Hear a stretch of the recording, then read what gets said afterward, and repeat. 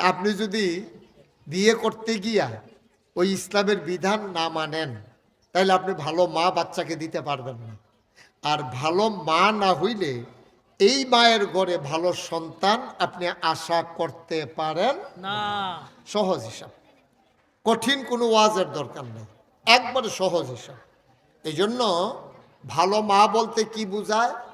নবীজি করিম সাল্লাল্লাহু আলাইহি সাল্লাম বিবাহের ক্ষেত্রে যেই জিনিসগুলো প্রাধান্য দিচ্ছেন, যেমন বিবাহের ক্ষেত্রে সৌন্দর্য, যে হুজুর তৈলে কালো, তারপরে যেই মেয়েটা দেখতে সুন্দর না তার কি বিয়ে হবে না? হ্যাঁ হবে, কিন্তু অগ্রাধিকার প্রাপ্ত হচ্ছে মেয়ের সৌন্দর্য, তারপরে কি মেয়ের বংশমর্যাদা, তারপরে কি মেয়ের টাকা পয়সা, তারপরে কি মেয়ের দিনদারি।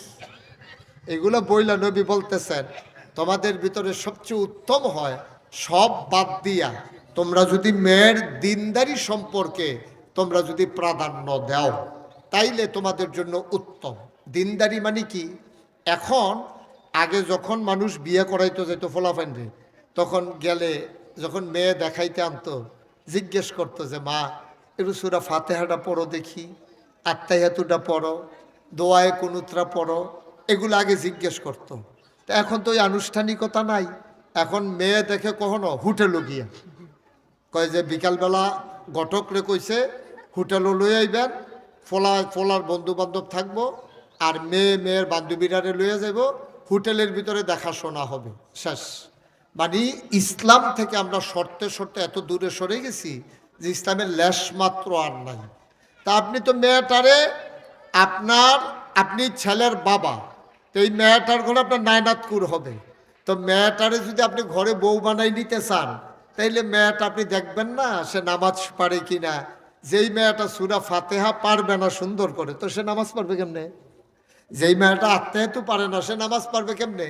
তো এখন তো এগুলো আর দেখা হয় না, জিজ্ঞেসও করা হয় না, না ছেলের ক্ষেত্রে না মেয়ের ক্ষেত্রে। তাইলে আপনি হাতে ধইরা এমন একটা মেয়ে নিয়ে আসলেন যে না নামাজ পারে, না রোজা ভঙ্গের কারণ জানে, না অজুর কয় ফরজ জানে, না গুসলের কয় ফরজ জানে, না আত্মায়াতু পারে, না দোয়ায়ে কুনুত পারে, এইগুলা না পারা একটা মেয়েকে আপনি বউ বানাই নিয়ে আসলেন। আচ্ছা, এই বউয়ের ঘরে বাচ্চা কাচ্চা হইলো, আপনার নায়নাতকুর হইল। তো এই বাচ্চা কাচ্চাগুলা এই যখন বড় হবে 4-5 বছর হবে, তখন আপনি হয় মাদ্রাসা দিবেন না হলে স্কুলে দেবেন। এর আগে বাচ্চারা বড় হয় রাস্তাঘাটে না মার কুলে? কথা বুঝেন নাই আমার? এই স্কুলে মাদ্রাসায় যাওয়ার আগ পর্যন্ত বাচ্চারা বড় হয় কার কাছে? সবাই কথা কয় না, কার কাছে? মায়ের কাছে। এখন মার কাছে যে বড় হয় 4-5 বছর পর্যন্ত, এখন মা যদি ইসলামটা শিখতো কি লাভ হইতো জানেন?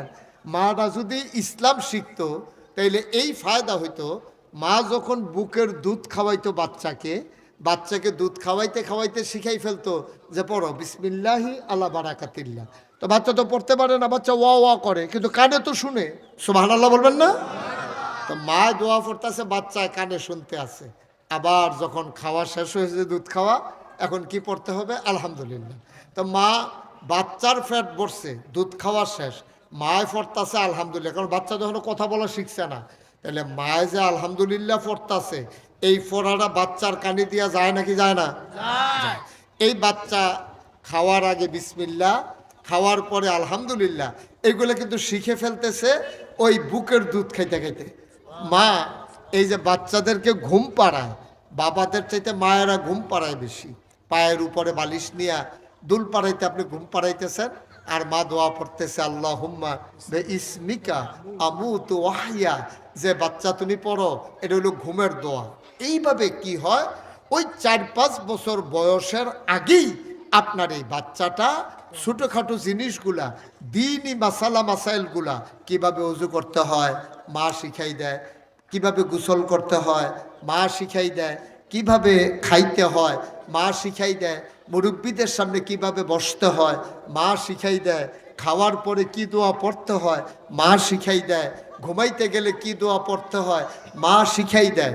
সব কথা ঠিক আছে, এখন মায় যে শিখাবে, মায় জানলে না, আবার সব কথার মূল কথা হলো এটা, মা যদি নিজেই না জানে তাহলে বাচ্চাকে শিখাইতে পারবে? কথা বুঝেন নাই আমার? মা নিজেই জানে না তো বাচ্চাকে শিখাবে কেমনে? এখন আপনি বলেন তাইলে শিক্ষার বেশি দরকার কি বাবার না মার? এটা আইসা পড়ছেন, এটাই আবার মূল কথা ছিল। শিক্ষার বেশি দরকার। আমরা শিক্ষা গ্রহণ করি কেন? চাকরির লেগিয়া। তো চাকরি করে, চুরি করে, কারণ তো চাকরি করছে, তে যে চুরি করুন যাইতো না এটা শিখছে না তো। তা চাকরি করে, চুরি করে, কন্ট্রাক্টারি করে, রাস্তার ভিতরে চুরি করে ফাঁকি দেয়, ডাক্তারি করে, নর্মাল ডেলিভারির জায়গায় সিজার করে। সে জানে এটা করলে যে গোনা হবে, কিন্তু সে করতেছে, তার টাকার দরকার।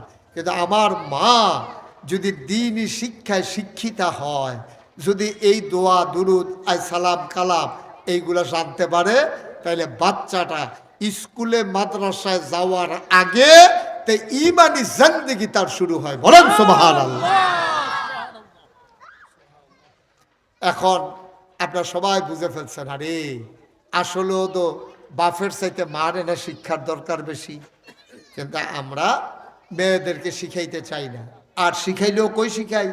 আচ্ছা, আমি বাংলাদেশের কোনো শিক্ষা ব্যবস্থাকে আমি বিরোধিতা করতেছি না, কিন্তু আপনার বিবেককে জিজ্ঞেস করি, আপনি যে কিন্টার গার্ডেনে দিলেন, কিন্টার গার্ডেনে যখন ছেলেটাকে ভর্তি করা অথবা মেয়েটাকে ভর্তি করা, সেখানে কি কোরআন শরীফ শিখায়? আহা, কথা বলতে পারেন না? সেখানে কি কোরআন শরীফ শিখায়? দোয়া দুরুদ শিখায়? জিকির আজকার শিখায়? আপনি যে মেয়েটারে আপনার বাচ্চাটারে নিয়ে কেজি স্কুলে ভর্তি করাইলেন, এই বাচ্চারা কোরআন শরীফ শিখাবে কে? ইসলাম মানা যেমন ফরজ, ইসলাম মানতে গিয়া যেই যেই মাসালা মাসাইলগুলা জানা দরকার, এইগুলা জানাও ফরজ। আপনার নামাজ পড়া 5 ওয়াক্ত, এটা কি নফল না ফরজ? সবাই কথা কইয়েন, এতবার বলা লাগলে যে শুধু কোয়াইতে কোয়াইতে তো আজান দিয়ালে বাসরের। আমাদের দেশে সাধারণত ছেলেদের লেখাপড়ার ব্যাপারে এখন অবশ্য বদলাইছে সমাজ। আগে ছেলেদের লেখাপড়ার ব্যাপারে যত পেরেশানি করত, মেয়েদের লেখাপড়ার ব্যাপারে এত টেনশন ছিল না। আগে আব্বা আম্মা ছেলেদেরকে যা খাওয়াইতো মেয়েদেরকে তা খাওয়াইতো না। ছেলেরে ডিম দিত, দুধ দিত, কয় তার ব্রেইনের দরকার আছে, তারে ডাক্তারি পড়াইব, তার ইঞ্জিনিয়ার বানাইব, অথবা তে কামাই রোজগার করে মা বাপরে খাওয়াইব, এই হয়েছিল চিন্তা। কিন্তু বিষয়টা এমন না। কোরআনুল কারীম এবং নবীর সুন্নাহ এটাকে সমর্থন করে না।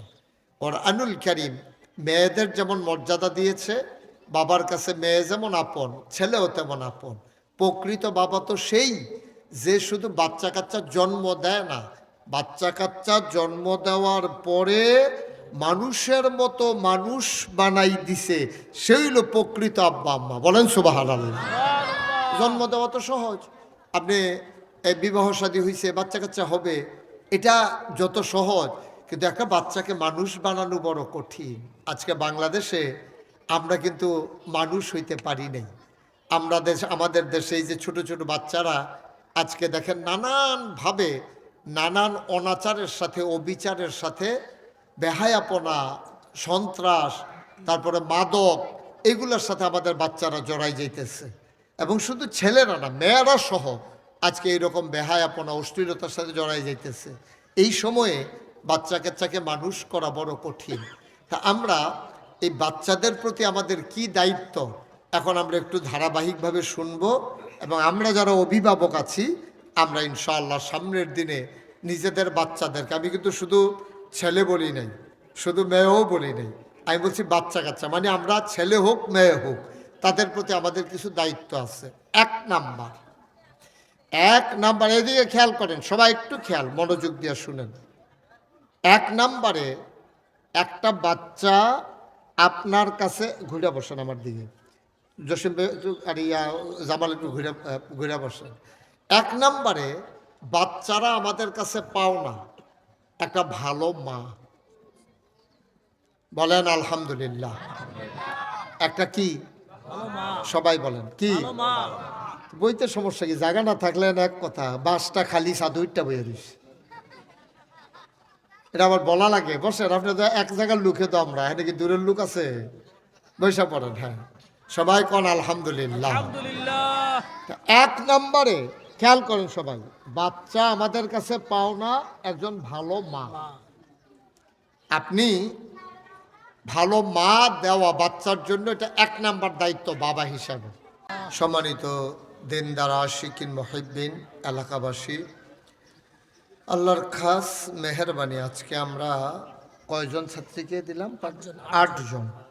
8জন ছাত্রী আজকে হাফেজা হয়েছে, তাদেরকে ক্রেস্ট দেওয়া হয়েছে, উপহার দেওয়া হয়েছে। এবং এটা একটা সৌভাগ্যের বিষয় যে ব্রাহ্মণপাড়ার মতো জায়গায় যে গত বছরও আমরা কয়েকজনকে দিলাম, তাদেরকে সম্মাননা দিলাম, আজকেও মাশাআল্লাহ 8জনকে সম্মাননা স্মারক প্রদান করা হয়েছে। আপনারা জানেন যে আল্লাহ তাবারক ওয়া তাআলা কোরআনুল কারিমে এই কোরআনকে হেফাজতের দায়িত্ব নিয়েছেন। তো আজকের এই আয়োজনে যিনি সভাপতির দায়িত্ব পালন করছেন জনাব মোহাম্মদ মুসলিউদ্দিন সাহেব, সভাপতি খাতুনে জান্নাত মহিলা মাদ্রাসা, আজকে উপস্থিত হয়েছেন এই মাহফিলের সম্মানিত প্রধান অতিথি বারেশ্বর দরবারের হজরত পীর সাহেব, আমার প্রিয় ভাই সৈয়দ মৌলানা মিজানুর রহমান, কথা বলেছেন হজরত মৌলানা আওলাদ হোসেন মুরাদি সাহেব, হজরত মৌলানা মাসুম বিল্লাহ বাসারি সাহেব। আজকের মাহফিলের বিশেষ অতিথিবৃন্দ, আমন্ত্রিত অতিথিবৃন্দ, আজকে যিনি আমাদেরকে টেনে টেনে এখানে হাজির করে নিয়েছেন আমার প্রিয় ভাই, এই মাদ্রাসার সম্মানিত প্রতিষ্ঠাতা পরিচালক হাফেজ মোহাম্মদ জসিম ইসলাম সাহেব, উপস্থিত এই এলাকার বিভিন্ন মসজিদের ইমাম সাহেবান, ওলামায়ে কেরাম, দিনদার আশিকিন মুহিব্বিন, অভিভাবক এবং অভিভাবিকা বৃন্দ, আমার আদরের সোনামণিরা, আল্লাহ তাবারক ওয়া তাআলা কোরআনুল কারিমে ইরশাদ করে দিয়েছেন, কুল, হে রাসূল আপনি বলুন, হাল ইয়াস্তাবিল্লাযীনা ইয়ালামুনা ওয়াল্লাযীনা লা ইয়ালামুন। একটু মনোযোগের সাথে শুনেন সবাই, হ্যাঁ, একটু খেয়াল করেন। আল্লাহ বলছেন কুল, হে রাসূল আপনি বলে দেন, হাল ইয়াস্তাবিল্লাযীনা ইয়ালামুনা ওয়াল্লাযীনা লা ইয়ালামুন, যারা জানে যারা জানে না, দুই দল কি সমান? কয় না, দুই দল কখনোই সমান হতে পারে না। এটা গেল কথা বলো না, এটা হলো আল্লাহর কথা। এখন নবীজি কি বলছেন? নবীজি বলছেন খাইরুকুম মান তাআল্লামাল কুরআনা ওয়া আল্লামাহু।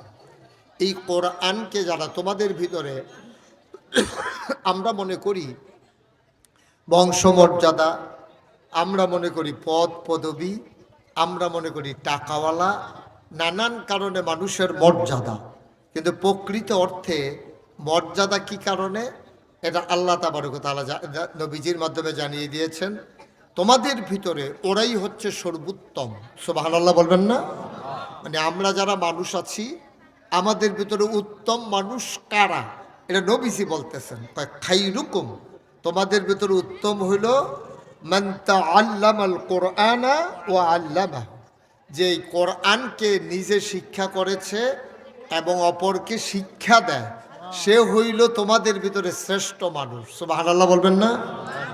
আচ্ছা, এখন আমাদের দেশে সাধারণত কি হয়, আমাদের দেশে ছেলেদের লেখাপড়ার ব্যাপারে আব্বা আম্মার যেই আগ্রহ থাকে, আমরা দেখেছি যে মেয়েদের লেখাপড়ার ব্যাপারে আব্বা আম্মা তো টাকা পয়সা খরচ করতে চায় না। কেন? দৃষ্টিভঙ্গিটা কি? তাদের চিন্তা হলো, এই বাচ্চারা এদিকে একজন একটু একটু এদিকে বসে দেওয়া, ছেলে বসো। তার হাত ভাঙ্গিয়ে এই অবস্থা, ভালো থাকলে তে কিতা করে গিয়ে হ্যাঁ,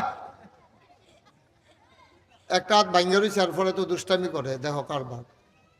বাচ্চাদেরকে একটু বসাই দেন, এই তোমরা একটু বসো, বাবা আসো, এদিকে আসো, এই ছেলে এদিকে বসো, এসে এই বসাই দেন। আপনি একটু দাঁড়াই থাকেন, হ্যাঁ, কেউ দুষ্টামি একটু বসাই দিয়ে। জি, সবাই পড়েন আলহামদুলিল্লাহ। আহা, সবাই পড়েন নাই? এই যে হেবারে সাইয়া দিছে এদিকে, বলেন আলহামদুলিল্লাহ। তো সময় তো আমাদের একেবারেই কম, আমরা মাত্র কয়েক মিনিট কথা শুনতে পারবো, তারপরে আমাদের আসরের আজান পড়ে যাবে।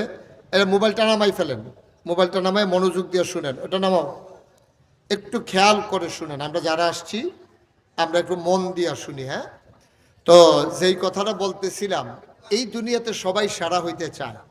কেউ টাকা দিয়া সেরা হইতে চায়, কেউ পদ পদবি দিয়া সেরা হইতে চায়, কেউ আপনার বংশমর্যাদা দিয়া সেরা হইতে চায়, কিন্তু এইগুলা কিন্তু সেরার লক্ষণ না। আল্লাহ রসুল যাকে সেরা বলেছেন সে হইল প্রকৃত সেরা। তো আল্লাহ রসুল কাকে বলছেন? বলছে যে তোমাদের ভিতরে যে কোরআন শিক্ষা করে, সুবহানাল্লাহ বলবেন না? সবাই জুড়ে বলেন, তোমাদের ভিতরে যে কোরআন শিক্ষা করে, বলেন সুবহানাল্লাহ, এবং যে কোরআন শিক্ষা দেয়, সে হইল তোমাদের ভিতরে এই জগতের ভিতরে সেরা মানুষ। সুবহানাল্লাহ কোন? এটাকে আপনি চারটিখানি কথা মনে করছেন যে আপনি আপনার নিজে কোরআন শিক্ষা করতে পারেন নাই না, তারপরে বসেন, হ্যাঁ ঠিক আছে, না অসুবিধা নেই। তো এই কোরআন শিক্ষা যে করে এবং যে শিক্ষা দেয় সে হলো জগতের সেরা মানুষ। এই সার্টিফিকেট দুনিয়ার কোনো সরকার, কোনো রাষ্ট্রপ্রধান কেউ দেয় না। এই সার্টিফিকেট দিয়েছেন স্বয়ং রসুল করিম সাল্লাল্লাহু আলাইহি ওয়াসাল্লাম। বলেন সুবহানাল্লাহ।